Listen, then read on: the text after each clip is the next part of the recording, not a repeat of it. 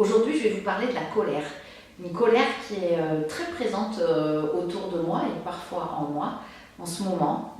Moi, j'habite à Marseille, dans un quartier où des immeubles se sont écroulés en faisant des morts et ça a provoqué une grande colère chez les gens, chez tout le monde en fait, les victimes, mais aussi plein de gens autour qui se mobilisent.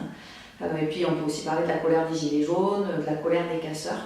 Et cette colère, parce que je crois que c'est la même en fait, quelles que soient les circonstances, elle est ambivalente il me semble, c'est à la fois une force de vie, l'envie que les choses changent, et en même temps une force qui est une force assez dévastatrice et qui peut nous faire peur.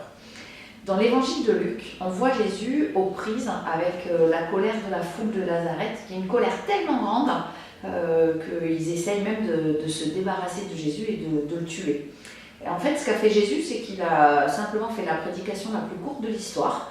Il leur a dit, voilà, l'écriture, la promesse que je viens de vous lire dans le livre d'Ésaïe, eh bien, elle commence maintenant. À partir d'aujourd'hui, elle est réalisée.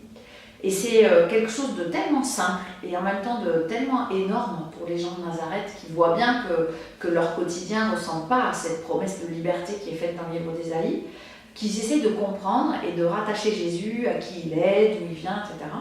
Et Jésus leur dit, mais non, c'est pas ça votre identité, c'est pas votre passé, c'est pas mon passé qui compte, c'est quel est l'avenir, en deux mots, l'avenir qui est devant nous et qui va pouvoir nous arracher à tout ça et nous permettre d'avancer et de choisir la vie ensemble. Et ça met les gens de Nazareth devant leur incapacité, leur impuissance.